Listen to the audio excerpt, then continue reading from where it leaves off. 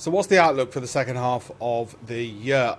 Thanks to Business Insider, I've managed to get a lot of information from 10 banks and what they forecast for the second half. Doesn't mean they're accurate, and indeed forecasts vary widely, but it gives you a lot of good data and information. First of all, one of the lesser known players,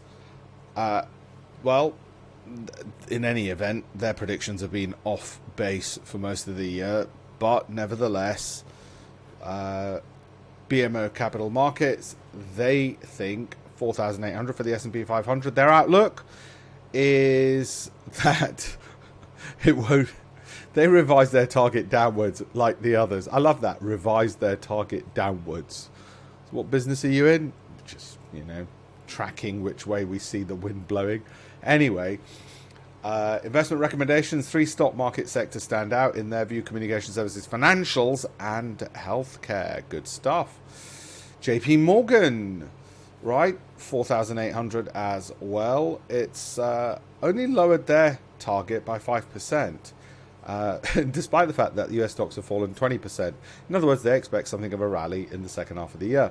They recommend energy specifically because of the commodity supercycle. Healthcare stocks they also like because of stable earnings. No kidding.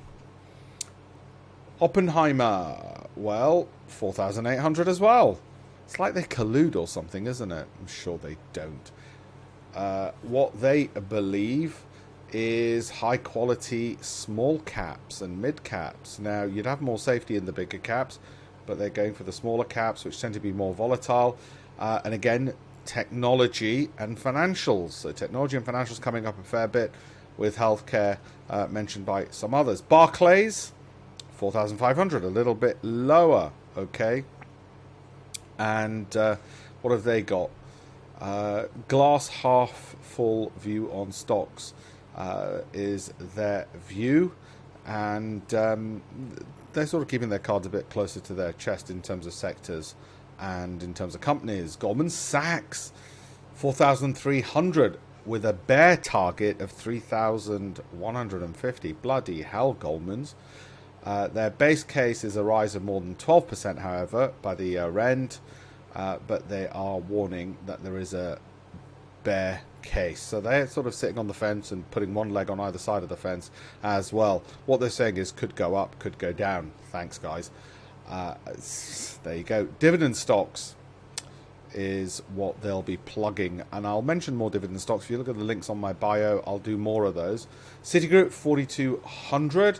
They originally obviously had a higher target before all of this. What about Wells Fargo? 4,200 to 4,400. So you can sort of see which way the wind's blowing here. Now they've gone with mid caps and large caps. So you've got a mid cap coverage on 2 of the brokers.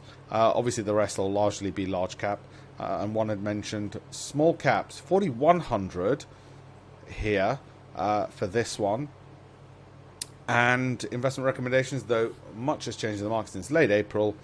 Ameriprise Financial is still bullish on the same 3 sectors: healthcare, financials, and technology. So financials, healthcare, and tech keep coming up. I guess tech, because we're just so addicted to the gains we've had. Morgan Stanley, what they've done is they've said 3,900 in the next 12 months with a bull target of 4,450 and a bear target of 3,350. That's a big bull and bear wide dispersion. The weakness and volatility the US stocks experience will continue for the rest of 2022. No kidding, Sherlock. Given Morgan Stanley's cautious outlook for stocks and the economy, the firm's strategies recommend reducing risk and staying defensive, which presumably means either cash or healthcare as well, I would have thought, for them in terms of defensive. UBS, inflation may have peaked, is what they think. 3,900, but a bull target of 4,500, a bear target of 3,300. Again, massive, wide dispersion over there. And they've got the same concerns as everyone else. Stagflation, i.e. inflation, and low growth is a concern for them. What does it look like? Well, they should position their portfolios reasonably defensively to provide a wide range of potential outcomes.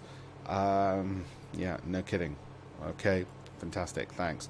So yeah, maybe we take a bit more of a focus on some of the healthcare companies. I'll pitch a load of specific stocks to you going forward on my Telegram channel. So have a look at the links in my bio. The Telegram channel is completely free. Have a look at alpeshpatel.com/Spain if you haven't yet. alpeshpatel.com/Spain. You really should have a look at that. Thank you all very much.